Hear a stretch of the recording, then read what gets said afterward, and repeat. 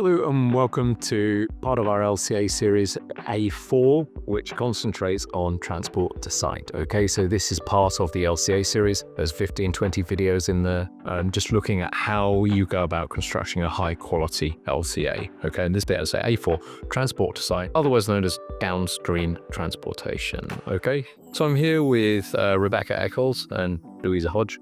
Louisa is here. Say hello. Hello. But she's on camera, so you can't see her. But Becca is on camera here. And Becca and Louisa head up our LCA division. Okay, so they're the people that know about this kind of stuff. So when we look at A4 transport to site, Becca, what is it? So this is your transport to your customers. So yeah, it's pretty much just in the title there. Yeah. So downstream transportation. So okay, and it's designed to cover all of the emissions that are associated with all the transportation methodologies you use. Becca, for A4, what sort of data do we require before we start attempting to put it into the system? So we need 12 months worth of customer delivery data. So ideally we'll need to know the distances, the weights. However, don't worry about the weights because our software will calculate this for you, and then the mode of transport. All right, and if we just wrap best practices into this part of this video. We normally do it later, but if we do it now, so best practices, could you talk about what happens if you could say, for example, I've got two sort of questions for you. What happens if we've got loads of customers scattered throughout, for example, the UK? How do you tackle that? Do you do each one or?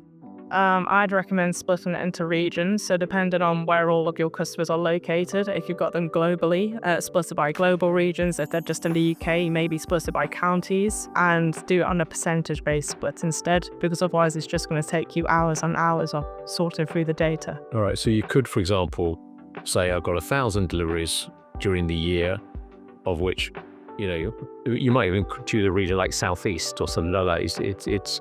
It's whatever makes sense to you for your customer base. Look at where they're based and try and break that down and group them together into those kind of regions. That makes a lot of sense.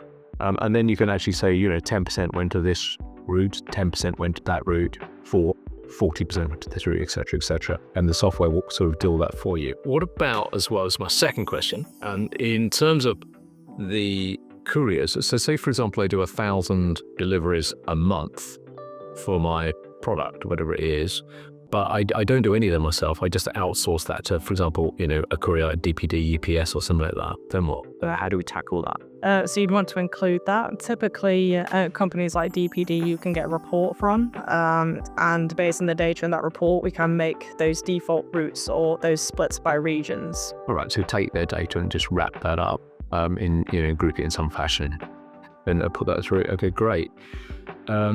Are there any other sort of in the best practices area with the data that you can think of? In terms of best practices, don't go too granular because this is an area which is very, very easy to spend a lot of time on, and it may not impact the actual output of the report too much. So make assumptions where needed. It's perfectly fine to split it into region. Okay, fine. All right. Well, look, should we have a look at how to put the data in? Yes. So if we go to the products on the left-hand side, and I'm going to advanced.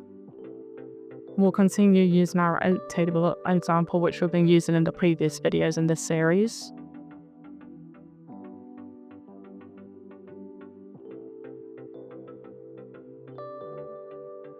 If we click into A4 transport.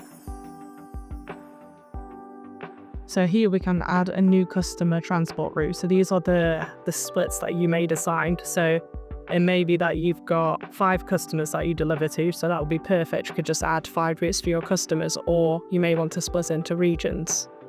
So here the description would be super useful to say what you're doing. So I may say deliveries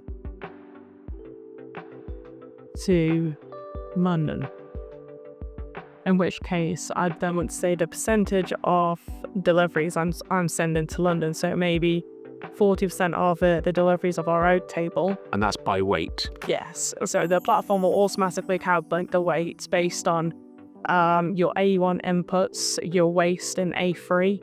So all of that is going to be automatically calculated, and then you'll just be saying 40% of that weight is going to London. So then if we select a transport mode, so again, similar to the A2 module, if we just scroll down and we select our transports, maybe it's going to be in a 3.5 to 7.5 metric ton lorry.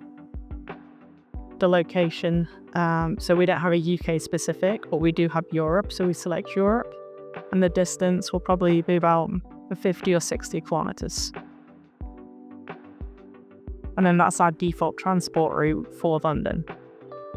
Now we just press submit. And then we do this over and over again until this figure that's currently our 40% on the bottom is 100%. And then we'd assign 100% of our weight to different transport routes. Okay. And can we go back and see that's on the LCA? Yes.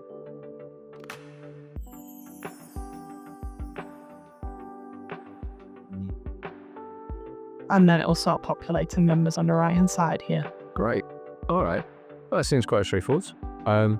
It doesn't seem that bad at all. But in terms of the things to watch out for, then, as you said earlier, is not too granular. Group them together and just put kind of typical routes in, or average routes, or etc. And if you want a tip from me when we look at auditing these things, and just make sure if you are making assumptions, you just document them. So just start yourself up a file and just sort of make notes as you go through. There are notes functions in the system, so you might want to use those instead. And the best thing there is you can put the notes next to each individual module, which is quite useful. But when the verifiers, if you're doing an EPD, if you're not doing an EPD, then you are the person verifying it. There is no external verifier for your LCA.